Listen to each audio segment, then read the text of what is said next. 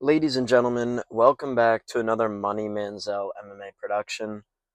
Today we are going to be talking about, or I say we, I'm going to be shedding light on two fights on this upcoming fight card, Blanchfield versus Barber. I know, big Fire Fest. I know we are all super excited for that fight, but there are two fights that I think are bangers that I think it's good to acknowledge and let people know that, hey, if you're thinking about skipping this card, at least watch these two fights. Make sure you time it right so you can see these, because you'll still get something out of a non-pay-per-view weekend, especially in the Apex. So first off on the banger alerts, Billy Ray Goff and Ramiz Brahimaj.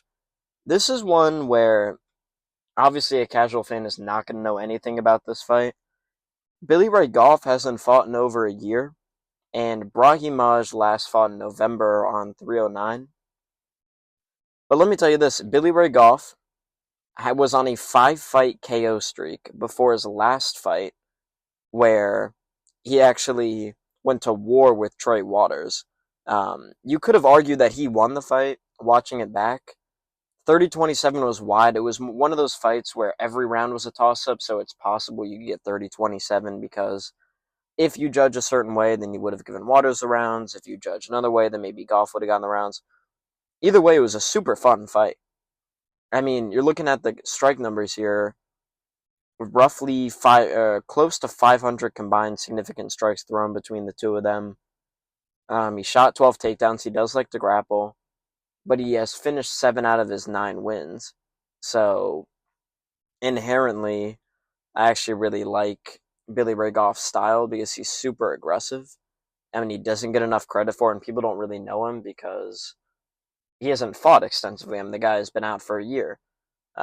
Mainly because he took so much damage, I believe, from that Waters fight. I mean, he hurt Waters so bad a couple of times. He got hurt bad. It was a crazy, crazy fight, man. But either way, Brahimaj, on the other hand, has finished all 11 of his fights. And all of his finishes in the UFC are in the first round. He gets finished a lot and loses a lot also. So he's susceptible to a finish, but he was a guy that came in as an underdog versus Mickey Gall. And you're talking about a 100% career MMA finish rate. I think that's a pretty fun fight. You're going to get Billy Ray Goff versus Ramiz Brahimaj. I think that's pretty high up on the card, actually, because they understand just how exciting that fight's going to be. I think that's going to be a war, or it's going to be an early finish. Either way, it should be a lot of fun for fans, to be honest with you. I know that fun is subjective on Apex cards, because they're never as good as the fights that end up taking place in arenas, but for the sake of the card, it's actually a pretty fun matchup that they were able to kind of make happen once Oban Elliott fell off the card. The second fight that I want to talk about is Zachary Reese and Dusko Todorovic. I actually have a TikTok, I don't know if anyone's seen this, about this, because I really didn't know who Dusko Todorovic was. I learned that he actually has had a bunch of injuries that have kept him out, but you look at his record, and it is all first-round KOs or first-round KO losses. And Zachary Reese is the exact same. He went to a decision with Jose Medina, who is a crazy chin. And otherwise, he has been KO'd early. He has KO'd other people early. So these are two guys who are kill or be killed.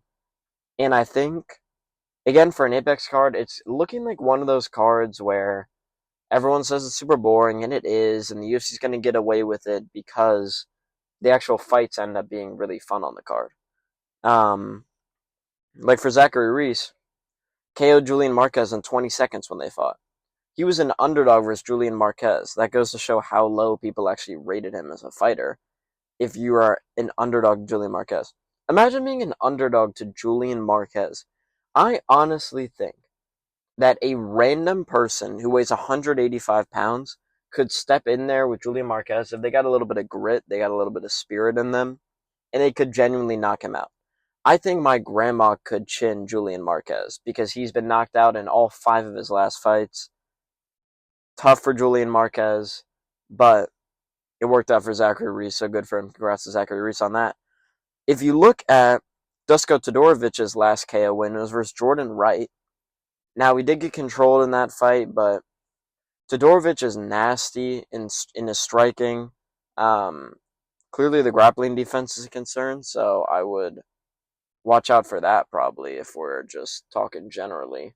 Um, I will be interested to see if Zachary Reese decides to grapple Todorovic or not. And if he doesn't, then it is absolutely going to be a first round KO because these guys are not in boring fights.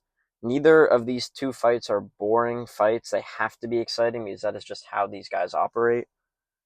So, yeah, these are the two fights that I think people should pay attention to. I'm just trying to educate the casual fan on two fights this weekend that you may want to tune into because they could actually be fun. They're going to produce highlights, nasty KOs, or just wars between the two guys. You can always make these Apex cards fun for yourself in your own way by kind of finding the fights that are fun and watching those instead of having to suffer through boring women's MMA fights and boring grappler fest. Speaking of that, everyone's got a piss break fight on every card. Usually on pay-per-views, it's the women's MMA fight. But Apex, there are some women's MMA fights that you absolutely do not need to watch. But the piss break that I want to tell everyone about, where they think it's going to be a good fight, Holloway versus Levitt. Look at the build on Jordan Levitt. This guy, first of all, he twerks every time he's in the octagon. That's a problem. That's going to be a big problem, I think, in his career. But Jordan Levitt is supposed to be a jiu-jitsu ace and was choked out in the first round by Chase Hooper. He was choked out in the first round by Paddy Pimblett. Or maybe not in the first round. Maybe it was the second round. I think it was the first. But Kurt Holloway equally doesn't finish people. He is good jiu-jitsu. And I think he got a submission to win the Ultimate Fighter, but otherwise he's just been kind of in decisions. Kurt Holloway, well, I think Jordan Levitt's first. It was round 2. Jordan Levitt is not good at anything. He slammed a guy unconscious in one fight. He got like another choke or two. But there's not a lot that he's very good at in my eyes. He's decent judo, actually. He has a couple good throws that he did on Paddy. But Paddy made easy work of him. The control time was just Paddy trying to hunt for submissions. It wasn't necessarily Jordan Levitt being dominant and landing crazy ground and pound. You can see that in the strike numbers. And Paddy ended up getting him, and it wasn't even really a locked-in choke. Ever since then, I've never rated Jordan Levitt that highly, and I think he's pretty boring, actually, as a fighter. Even if he gets finishes, they're not exciting. It's just kind of lay on someone until they eventually give up their neck type of thing. With Kurt Holloway, I really like Alexander Hernandez. I don't know why. I think it's because I watched that video on YouTube like a couple years back where it's like when trash talkers get humbled in the UFC and it's like Donald Cerrone head kicking him.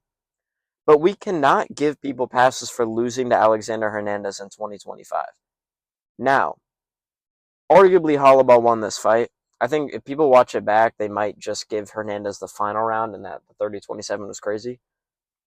But Kurt Holloway is incredibly boring. He can go to war, but he chooses not to. A lot of the time, he will lay on his back and try and work out of his guard instead of working back to his feet.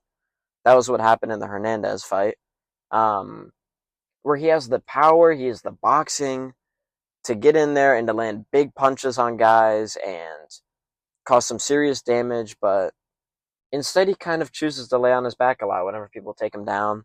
I do think Levitt's going to get him to the ground. What are the odds on this fight?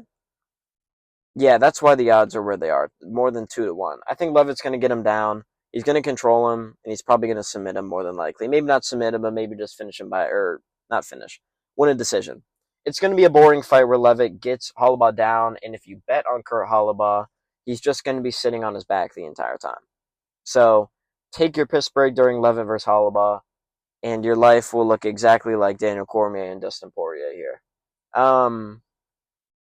Guys, that is my casuals guide to UFC Fight Night, Blanchfield versus Barber. I hope you guys enjoyed.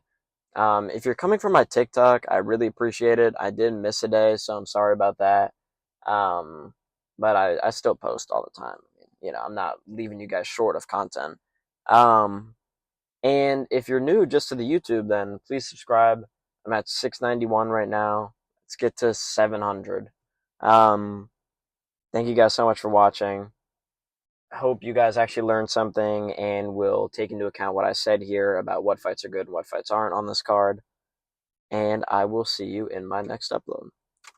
Peace out, ladies and gentlemen.